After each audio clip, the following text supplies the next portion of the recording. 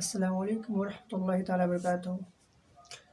जैसा कि आप लोगों को मालूम है कि 2022 का चुनाव आने वाला है और बहुत सारी पार्टियां उत्तर प्रदेश के अंदर चुनाव लड़ने का ख्वाब और सपने बनाकर आ रही हैं। बहुत सारी पार्टियों ने सपना बनाया और उत्तर प्रदेश में तैयारी शुरू कर दी है कि मुझे चुनाव लड़ना है। लेकिन हालात में आपको बताऊं कि इस दौर की बात करूं 2022 चुनाव में जो हालात हज़रा पेश आएंगे, उत्तर प्रदेश में MIM ने भी अपना कदम जमाया है और ये चुनाव लड़ने की कोशिश कर रही, प्रयास कर रही, मेहनत कर रहे हैं। लेकिन मैं आपको बताऊं कि जो हिंदुत्व आइडियोलॉजी रखने वाले लोग हैं, जो हिंदुत्व माइंड के हैं, असद साहब के पॉपुलरिटी से वो मशहूर हो रहे हैं, लोग उनको जान रहे हैं, लोग MIM के साथ जुड़ रहे हैं। उनको शायद बड़ी तकलीफ़ हो रही है और तकलीफ़ हो भी क्यों ना, क्योंकि भारतीय जनता पार्टी उत्तर प्रदेश से ख़त्म होने वाली है। क्योंकि इस मरतबा 2022 के अंदर MIM ने पूरी सरगर्मियों के साथ अच्छे तरीके से तैयारी करना शुरू कर दिया है। उत्तर प्रदेश में चुनाव लड़ने की तैयारी कर ली है और ग़ालिबन इंशाअल्लाह तबारक व तआला 100 सीटों पर वो चुनाव भी लड़ेंगे। लेकिन आज से बताऊँ, 2 दिन पहले की बात करूँ मैं, दिल्ली के अंदर असद साहब के बंगले पर हिंदुत्व माइंड के जो लोग हैं उनकी ब्रेन को वॉश करके उनको भेजा गया और उनके जो नौकर हैं, जो उनके बंगले पे देख रेख करते हैं, जो काम करने वाले लोग हैं, उनको परेशान किया गया और आगे की कार्रवाई भी हुई है। वहाँ के जो प्रदेश अध्यक्ष साहब हैं उन्होंने भी कार्रवाई की मांग की है, असद साहब ने भी इस चीज़ को लेकर बोला है। लेकिन ये बहुत बड़ी बात है कि आप BJP की सरकार चल रही है, कानून व्यवस्था अमित शाह जी के हाथ में है। वहाँ के जो मुख्यमंत्री हैं, आप समझ सकते हैं कि एक सांसद के बंगले पर और जहाँ पे उनका कार्यालय है, जहाँ पे वो रहते हैं, उस पर अगर जा कर के 5-6 लोग जो भारतीय जनता पार्टी के पुजारी हैं, जो RSS हिंदुत्व माइंड के हैं और जो इस आइडियोलॉजी पे चलते हैं, अगर वो जा कर के उस पर हमला करते हैं, बहुत बड़ी बात है उत्तर प्रदेश के लिए। और उत्तर प्रदेश में चुनाव हो तो हिंदुस्तान के लिए बहुत बड़ी बात है, क्योंकि जब एक सांसद के घर पे हमला हो सकता है तो एक आम नागरिकों का क्या हाल होता होगा। और दूसरी बात ये है कि जो हिंदू वाहिनी के प्रदेश अध्यक्ष जी हैं, उन्होंने ख़ुद अपनी ज़ुबान से कहा है कि मैं उनको छोड़ाने की कोशिश करूँगा, उनकी बेल करवाने की ज़िम्मेदारी मेरी है, वो हमारे कार्यकर्ता हैं।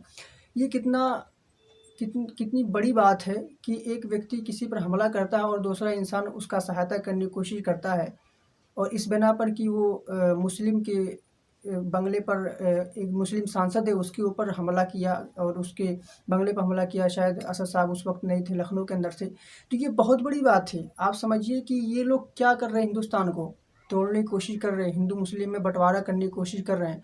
असद साहब अपने आप में एक महान व्यक्ति हैं, एक रेपुटेशनल मैन है। उनके लोग इज़्ज़त करते हैं क्योंकि वो अपनी बातों से जाने जाते हैं। वो जो बात बोलते हैं वो एक कॉन्स्टिट्यूशनली अंदाज में, एक संवैधानिक तरीके से बात करते हैं। तो ये उनको बहुत चिढ़ लगती है, क्योंकि वो ऐसे लोग हैं जो संविधान को मानते नहीं हैं। और राष्ट्रीय अध्यक्ष, जो हिंदू वाहिनी के राष्ट्रीय अध्यक्ष हैं, उनसे भी मैं कहना चाहूँगा कि आप ये बहुत गलत कर रहे हैं। आप कह रहे हैं कि उन लोगों ने इस बिना पर हमला किया क्योंकि ये भड़काऊ भाषण देते हैं। आप मुझे एक भी वीडियो दिखाइए जिसमें वो भड़काते हों। वो हक़ की बात करते हैं। जब वो हक़ की बात कर रहे हैं तो आपको इस बात से तकलीफ़ क्यों हो रही है? हम क्यों ना अपना हक़ मानें? जब हमारी जो मेजॉरिटी है, जो हमारे मुस्लिम बिरादरी के लोग हैं, वो क्यों ना हक़ की बात करें भाई। अगर असद साहब हक़ की बात कर रहे हैं, अपने हक़, मुसलमानों को हक़ दिलाने की बात कर रहे हैं, क्योंकि मुसलमानों के लिए तो कोई बात करता नहीं है। ना कांग्रेस कर रही है, ना सपा कर रही है, ना बसपा कर रही है, ना BJP कर रही है। तो ये मुझे बताइए कौन करेगा इनके हक़ की बात?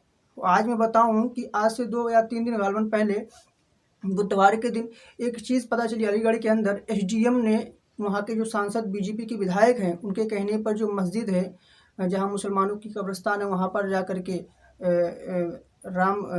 कुछ ऐसी मूर्ति वगैरह रखवाने की कोशिश किया जा रहा है। वो उस पर सांसद के कहने पर SDM ने जाकर क्या कहते हैं, उस पर कब्ज़ा करने की कोशिश की है। तो ये तो बहुत बड़ी बात है ना। कि एक जो मुस्लिम कौम के लोग हैं, जहाँ पे उनके कब्रें हैं, जो पक्की कब्रें हैं, उनको ढा कर के वहाँ पे मूर्ति रखी जाए और वहाँ पर रामलीला करवाई जाए, वहाँ पर मूर्ति रख कर के नाच गाने करवाए, जो बगल में मस्जिद भी हैं। तो क्या लगता है, राइट्स नहीं होंगे? गलती कौन कर रहा है? गलती कौन कर रहा है? आप समझ लीजिए कुछ दिन पहले की हालात ऐसे थे दिल्ली के अंदर कि लोग मुसलमानों को काटने की बात कर रहे थे, मारने की बात कर रहे थे। ये कौन करवा रहा है? क्या आशा साहब करवा रहे हैं? क्या वो जिम्मेदार है? नहीं। जो हिंदुत्व माइंड के लोग हैं, जो आरएसएस के पुजारी हैं, मैं उनसे भी कहना चाहूँगा, भाई मेरे, तुम लोग क्या करना चाहते हो? अगर आप किसी से मारपीट करेंगे या किसी पर हमला करेंगे तो सामने वाला भी हमला कर सकता है, ऐसी बात नहीं है, क्योंकि उसका राइट है, वो अपने बचाव में उसका राइट है कि वो भी हमला कर सकता है।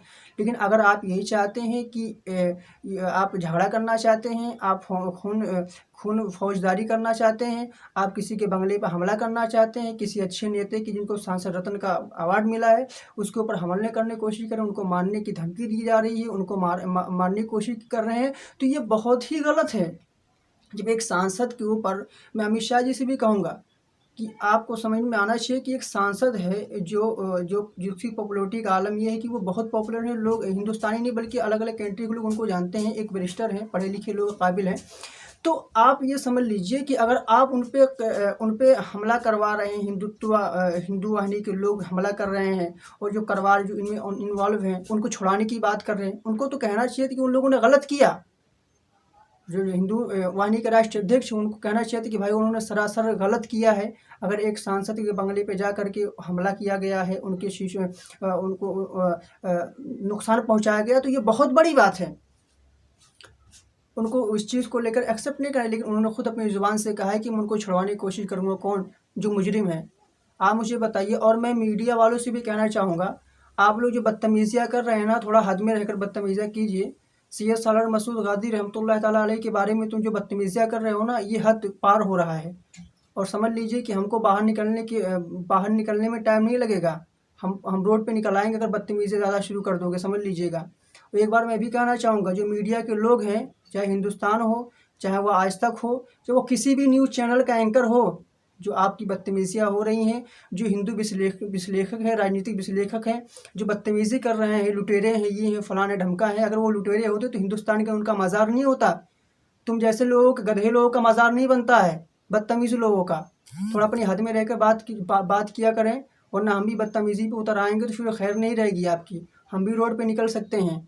और मैं आप लोगों मुसलमान भाइयों से मैं गुजारिश करूंगा कि ऐसे न्यूज़ वालों को अगर आप सब्सक्राइब किए हैं तो उनको अनसब्सक्राइब कर दें, उनको फॉलो ना करें। ऐसे लोग हिंदू मुस्लिम के में भेदभाव पैदा कर रहे हैं और झगड़ा लड़ाई दंगा फसाद करवाने की कोशिश कर रहे हैं। एक अल्लाह वालों के बारे में बदतमीज़ी कर रहे हैं, गाजियों के बारे में बदतमीज़ी कर रहे हैं, जिन्होंने अपनी जान को कुर्बान कर दिया अल्लाह की राह में, उनके बारे में बदतमीज़ी कर रहे हैं। शर्म नहीं आती है?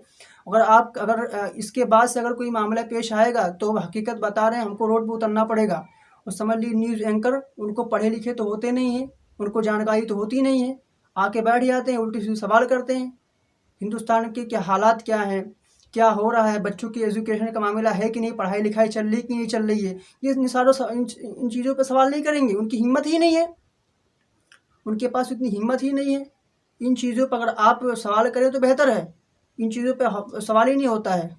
अब इन मज़ार कहाँ पे है, किन मज़ार को गिरवाना है, किन मस्जिद को मुनहदिम करना, माज़अल्लाह, ऐसे सवालात करते हैं ताकि हिंदू आइडियोलॉजी के जो लोग हैं, जो हिंदुत्व के मानने वाले हैं, जो आरएसएस के लोग हैं, आरएसएस के जो चेले हैं, वो ताकि उस पे वो एक्सेप्ट करें और उस चीज़ को काम करना शुरू कर दें। तो एंकरों से मैं कहना चाहूँगा कि बदतमीज़ी का काम क्या कीजिए। जो काम की बात है, उत्तर प्रदेश में क्या हो रहा है, जनता को क्या ज़रूरत है, उस पर सवाल किया कीजिए। ज़्यादा हिंदू मुस्लिम का मामला पेश मत कीजिए। तुमसे बड़ा तो कोई ठग है ही नहीं। एंकरों से ज़्यादा बड़ा ठग, मीडिया वालों से बड़ा ठग, क्योंकि उनसे बड़ा ठग तो कोई है ही नहीं। पूरा देश बेच के रख दिया बदतमीज़ी कर करके, ऐसी ऐसी चीज़ें डाल कर, ऐसे सवालात करते जिसकी वजह से इंसान का ब्रेन वॉश कर रहे बैठ करके। तुम हिंदू मुसलमान का बैठ करके बदतमीज़ी कर रहे हैं। आज के बाद अगर किसी भी एंकर ने बदतमीज़ी करने की कोशिश की तो हम रोड पे निकले और उनकी जो ऑफिसें हैं ना, उनकी ऑफिस के सामने हम एहतजाज करना शुरू कर देंगे। एक बात समझ लीजिए, आज के बाद अगर किसी अल्लाह वालों की शान में आपने गुस्ताखी की, अगर किसी एंकर ने, किसी मीडिया वालों ने बदतमीज़ी की, किसी अल्लाह की शान में अल्लाह वालों की शान में गुस्ताखी की, तो उनके ऑफिस को हम समझ लीजिए क्या करके रख देंगे, मुझे खुद नहीं पता है। और उनकी ऑफिस में जा कर के हम जाके हंगामा मचा देंगे अच्छे तरीके से।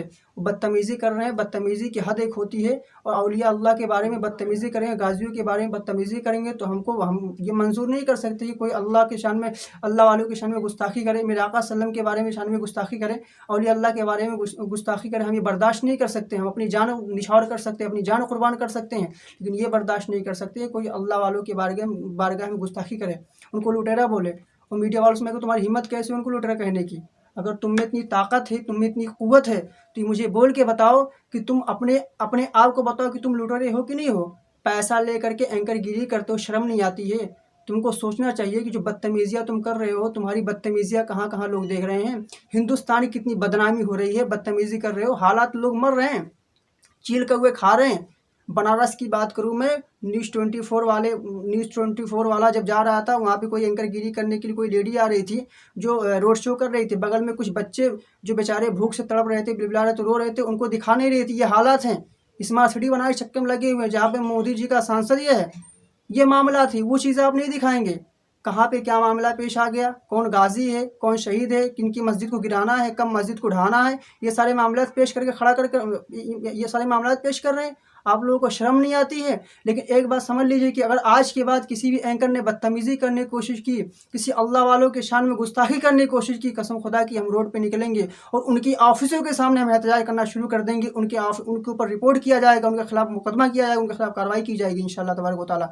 हम सब बर्दाश्त कर सकते हैं, अपनी जान देने के लिए कुर्बान है। अगर कोई अल्लाह वालों के शान में गुस्ताखी कर देगा तो हम बर्दाश्त नहीं कर सकते हैं। एक बात समझ लेना, जिन एंकरों ने बदतमीज़ियाँ की हैं और जिन जो विश्लेषक हैं, जो राजनीतिक विश्लेषक है, किसी भी ज़ात और कास्ट के रहने मानने वाले हों, अगर किसी भी धार्मिक चीज़ को लेकर के आप मुझे ठेस पहुंचाएंगे तो हम भी आपको छोड़ेंगे नहीं। समझ लीजिए, हमारा भी राइट है, हमारा भी हक बनता है। हमारे बुजुर्गों के बारे में तुम्हारे कहने की कोई तुमको सलाह देने की ज़रूरत नहीं। हमको कहाँ जाना है, क्या नहीं जाना है, किनके मज़ार पे हमको जाना है, किनके मज़ार पे हमको जाकर हाजिरी देनी है, ये तुमसे हमको मशवरा लेने की ज़रूरत नहीं है।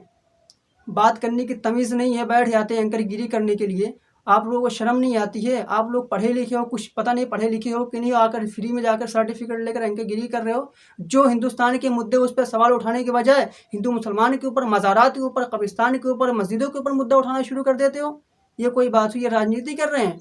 आपको पैसा मिलता होगा ऊपर से कि ये सब मुद्दे उठाओ, लेकिन मुझे पैसा नहीं मिलता कि मैं सारी चीज़ें में बर्दाश्त कर लूँ सुन करके।